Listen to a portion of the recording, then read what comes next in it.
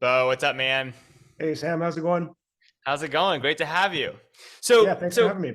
so, Bo, I'm very excited to have you as part of this conversation. You've obviously spoken to a bunch of CEOs of, unbelievably successful, companies that were, bootstrapped for a long time. You have such a unique story, right? Because you started Instant Domains, and then you also were at Facebook, and you just kind of ran it forever, right? And now are kind of doing this thing with Slow to be self-serving, right? Where you're kind of pivoting that into something new. So I would love you if you don't mind, like I think for the community and the people here kind of unwind kind of how you started the original business, kind of the story of its profitability and what it did while you and like kind of how you ended up at Facebook anyway and all that type of stuff, and then we'll go from there. Sure. Yeah. Stop.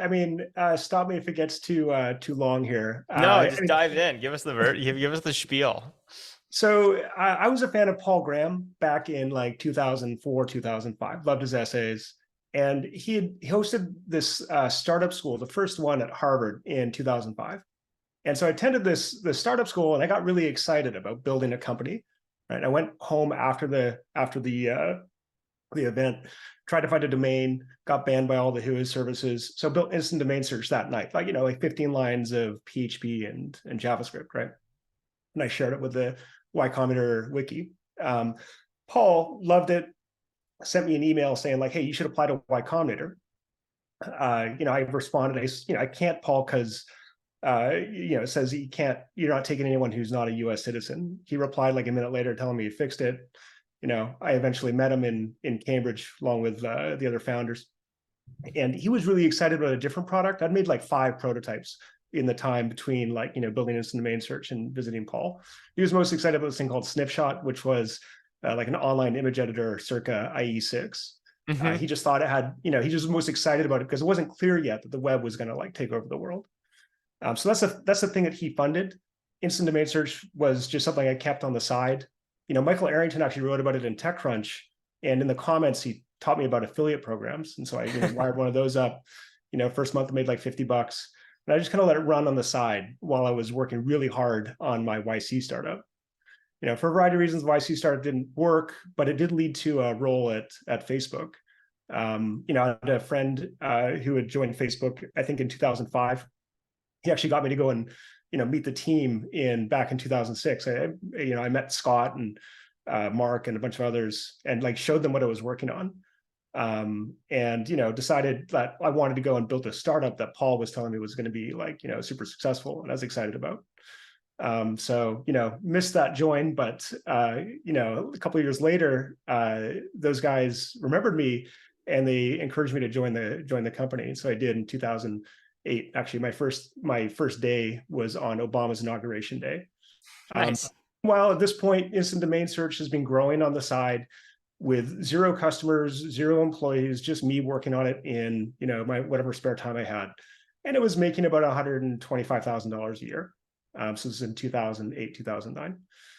While I was working at Facebook, it just continued to grow. And by the time I left, I forget, maybe it's probably making $700,000 a year as like a side gig. Again, I think at that point, I had an occasional contractor, but no employees, no customers, just something I was working on the side. I had a really good time at Facebook. Facebook really transformed, my life really is, before then I was this nomad kind of working as a contractor or like learning or earning money off of instant domain search. And it wasn't until I joined Facebook that I was actually able to have peers or colleagues or team that were just ridiculously talented and people who I could learn from, right? That was one of the best experiences of my life, just to work on something really hard and ambitious with a really smart team. And I Yep. love that. After Facebook, I left and raised my family while still building instant domain search on the side. So we had 3 kids, and kind of like back to back, did that, focused on that, kept building up instant domain search, got to about $1 million a year in revenue.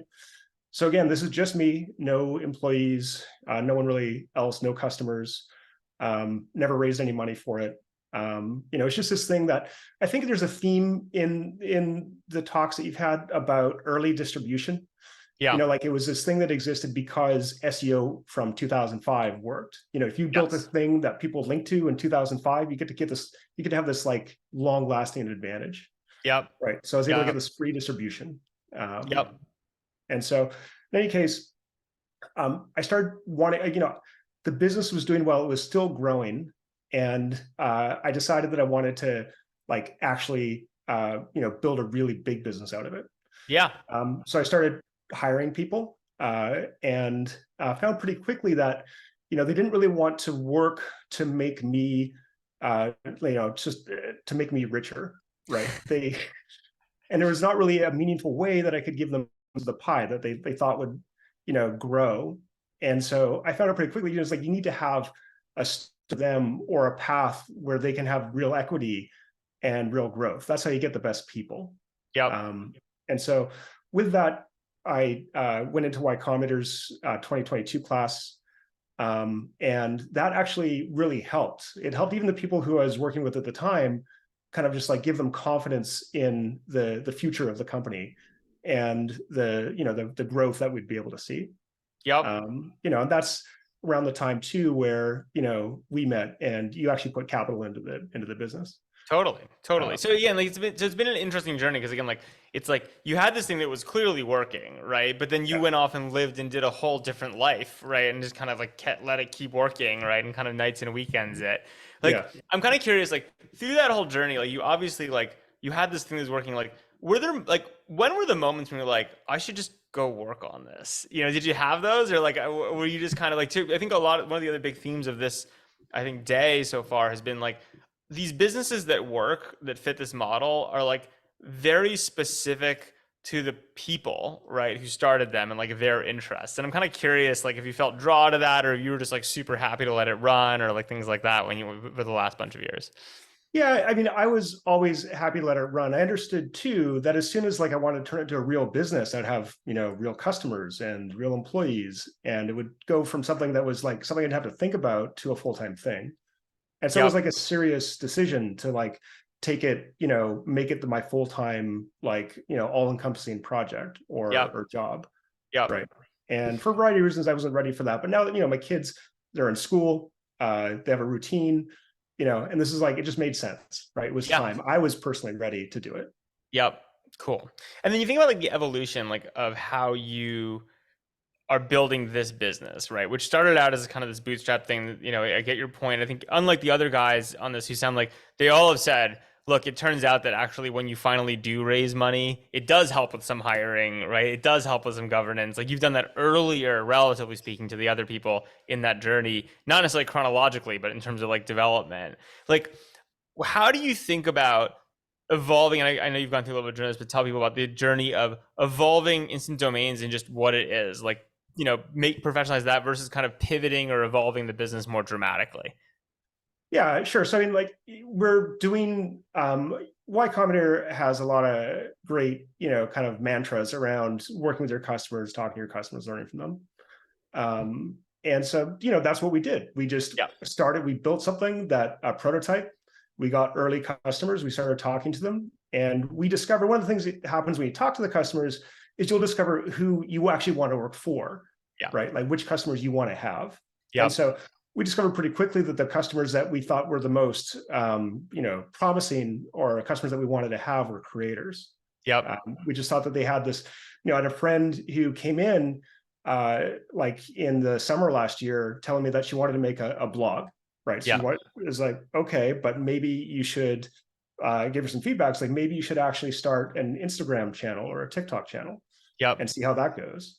Yep. And so, she did that and grew by like, 1,000 followers a day. Yep. To a point now where this is like, she lives in Mexico and it's like her full-time job, Yep. right? She's a content creator. It's amazing, right? And so like, these stories, we just saw this like this amazing growth for these individual creators, and we started working with them trying to build something specifically for their needs. Yep.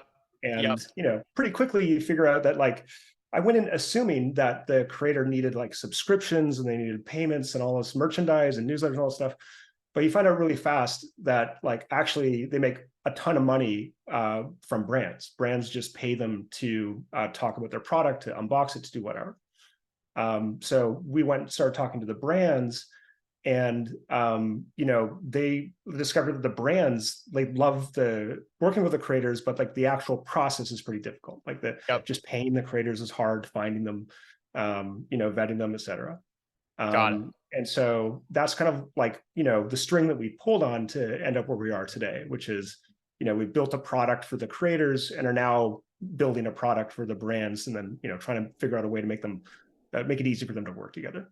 Fair enough. So I mean, like, and like that all goes to, I think, a lot of what we've heard today from other people too, about just like, look, when you think about these businesses that start out as, being, bootstrap, don't take capital, whatever, the whole thing is listening to customers and like understanding and like following the customers. I'm kind of curious because like in the process of doing this, again, you have a different story you're working on here. It's like you're also, I wouldn't say, I think saying that you're firing customers isn't correct, but you're clearly focusing on a certain set of your customers and not another set in the journey. Yeah. Like, talk to me about how you think about that, kind of given like the 10 years plus of legacy, of instant domains, and like the people you said, yeah, like we talked to you, you're not going to be our future customer. Yeah. Well, you get on, we can just observe what they've done over time, Yeah. right? And so we can look at like, okay, let's see these customers who the original business is an affiliate business, right? It gets traffic from Google, and then we send the traffic over to Shopify or GoDaddy, right? And so we can just go look historically at what's happened with them, and one of the things that we've seen is that a lot of them don't succeed, right? Like there's a big chunk of people who've got these like zombie Shopify stores, Yep. or like half of them. And so it's I didn't see a path for us. We didn't have the time to wait for them to be successful, or to wait for some portion of them to be successful. Yep. And so we saw, when we talked to the creators, we just saw more opportunity. We saw like people who are growing faster, people who are earning more money, and a lot of pain that we felt we could solve. Yeah. And so I think that's a big part of the journey. I mean, I think every single one of the companies we've spoken to today, right, would have started out and said, okay, we had a bunch of different customers. We figured out who we're going to double down on and like really is our customer, right? And that, Yeah. that seems like a pretty natural part of the story. Interesting. So how do you think about like, okay, so let's go back to like kind of some of the more like company pivoting construction, going from kind of this period where you were just running this thing for cash and then, pretty amazing, right? It's great business to own, right? And then Yeah. kind of do it. Like, how to put this? It's like when you thought about doing this pivot to like kind of go double down, like take on capital, like go after it, like what was it? What was your second choice, if that makes sense? Like you have this like confirmation bias, which you've been running this thing for like forever, and it just kind of works, right? Like, and I totally understand. I'm obviously very excited about the story of go for it, but like, if you hadn't done it, what would you have done? Uh, so I think one way to think about this, or to look at it, might be to think about what my friends have done or what I've Yeah, seen others do. yeah, And one strange thing about my sort of like journey through Silicon Valley is I was in one of the first YC classes. It's in the first one in that was in Mountain View in 2006. And so I like, just a lot of my friends and peers went on to go and develop these like multi-billion-dollar businesses. yeah, And so like I saw a lot of other people just like build enormous wealth for themselves and kind of like sell or get out. They've sort of moved on to be investors or whatever else. And so I have this opportunity to like just talk to them and see what their life is like. yeah, And I can kind of get a sense of like what happens. And it turns out that like a lot of the people who are able to go and build these multi, you know, tens of millions of dollars businesses, they can't just sit on a beach, yeah, right? They need to work. They need to work on something challenging. They need to work with a team. And so I had all these examples of people who have done that, and who have like tried to go and sit on the beach, and that lasts like a few months, and then they're just back at it. And so I kind of understood this thing about myself, where I knew it was something that I wanted to do. I wanted to work on something big, something ambitious.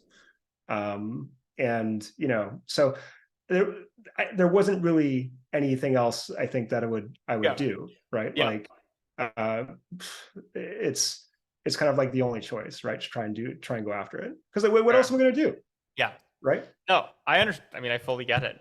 So, Yeah. like, talk about like, let's talk about how you guys are positioned relative to other people in the creator space? Like obviously the creator space, which we invest heavily in and know a fair amount about, is like there's like 1,000 startups, right? Like, and they're all doing like it's obviously a very cool space to be in. And you've taken a business that has these very different properties. Like it starts with, a brand. It starts with like, some revenue. It's like it's actually more real than a lot of these guys, other companies starting from zero.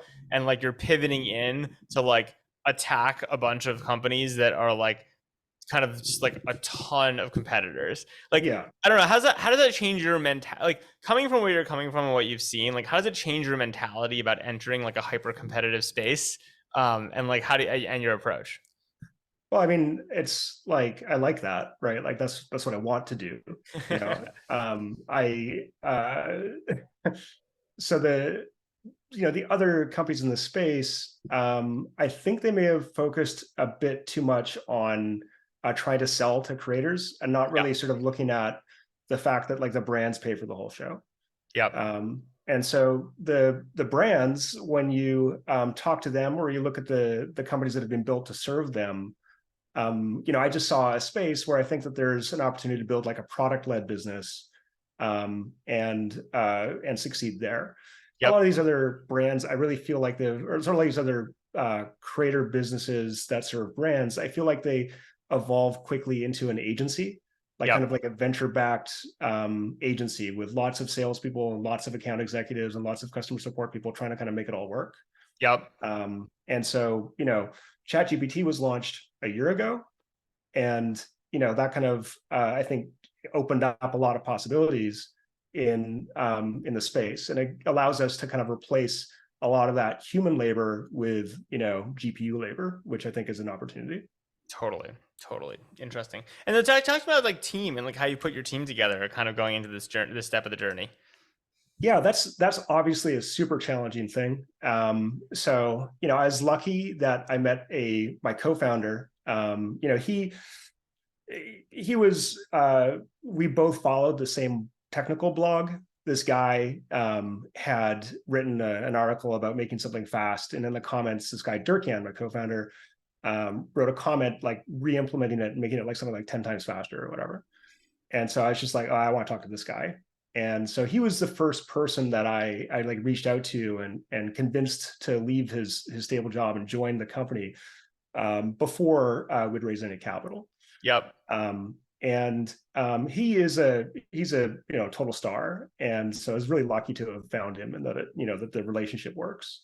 And how Um, when you reached out into the did you what was the pitch? Was the pitch like we have this thing, it generates money, we're gonna like pivot into startup and raise money, or was it like what was the pitch to him, and then how has that changed now to when you recruit people?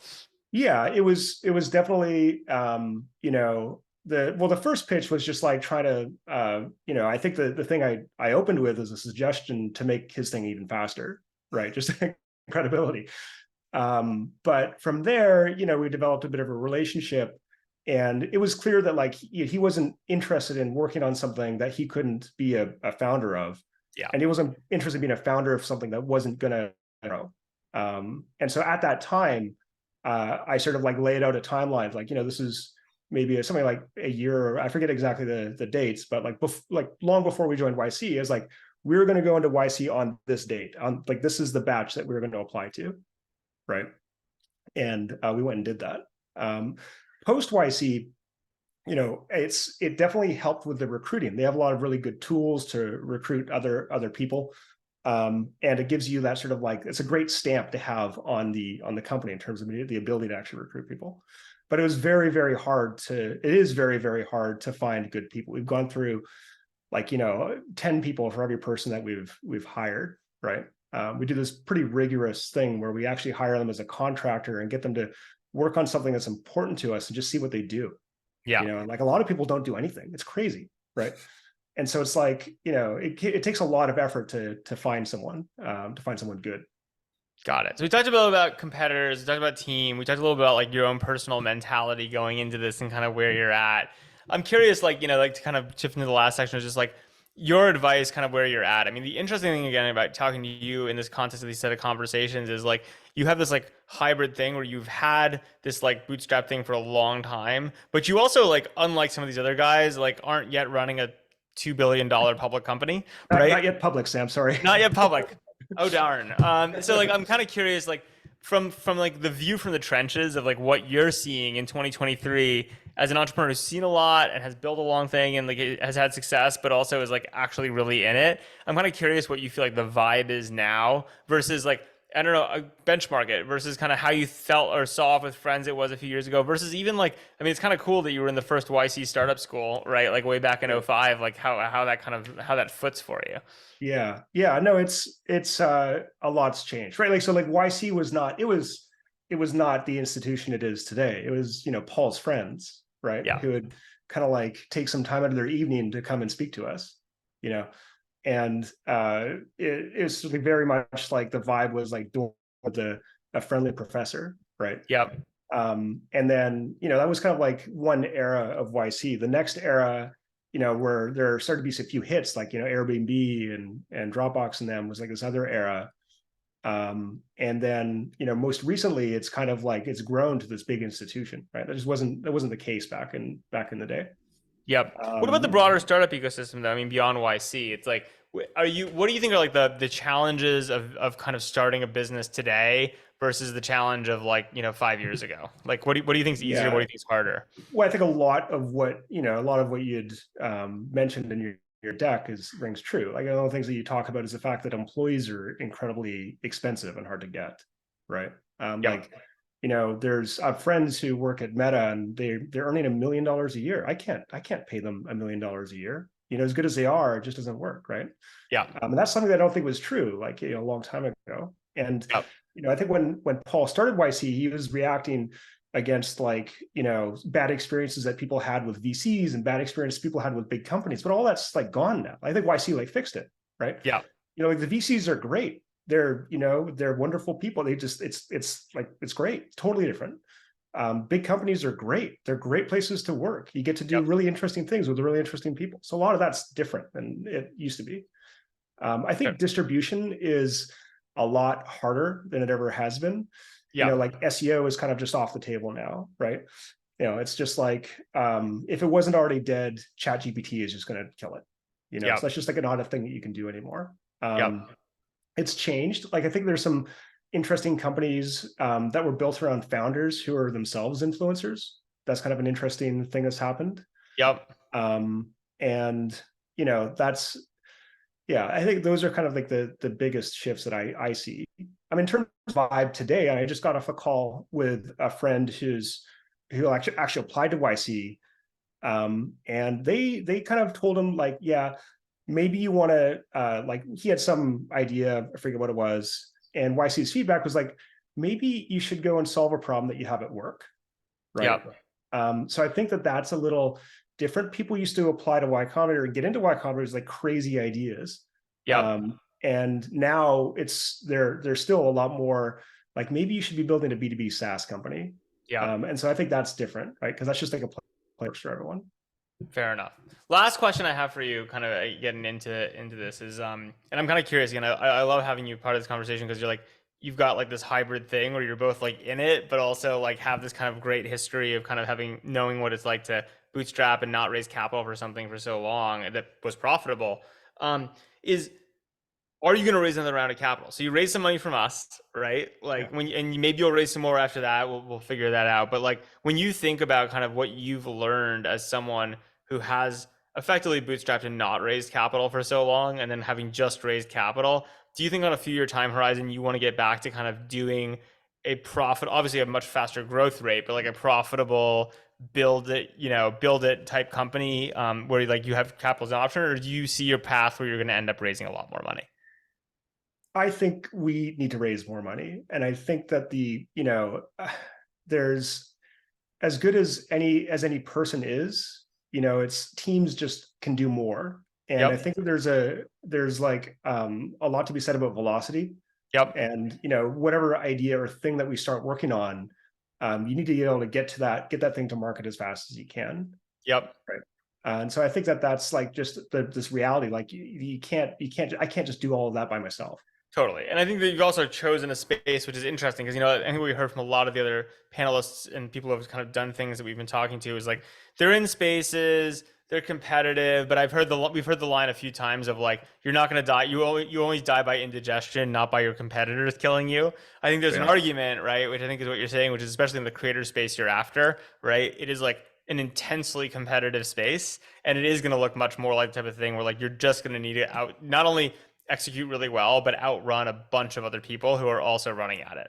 Do you think that's that's right. like a Yeah, fair way to think about it? yeah, yeah. Fair But I enough. mean, that's what I want to do, right? Yeah, I get it. I think that's like, if anything, I think that probably is the big macro lesson so far today. We've one more great panelist, but like is I think the story I keep hearing is all businesses really are reflections of founders, right? And like Yeah, what you've seen in a lot of people who have kind of done these things that are very capital light is like there were very different reasons for each of them, but they all kind of like these are startups that were successful and were very true to the mentality and the idea of the founder who is starting them. And Beau, you're really interesting because like again, like you've kind of had your career, which has started a while ago in tech, and you've seen a ton and done a ton, but you kind of at each stage have been super true to your own like interests and identity of like what you want to do. And for a long time yeah, that was, do a YC thing, do Facebook, raise a family, and now it's kind of come back to this thing that you have bootstrapped over a long period of time and do kind of the more traditional Silicon Valley, type build with it, that's which I right. think is Yeah, super exciting. yeah. No, no, I'm having a lot of fun. It's good. To thine own self be true. Cool. Caroline, anything we should ask Beau in closing before we move on to our last chat of the day? Yeah, one quick question would be, how much did your pre-Facebook endeavor inform your current project at Strobe and how you thought about fundraising now? So before I joined Facebook, Yeah.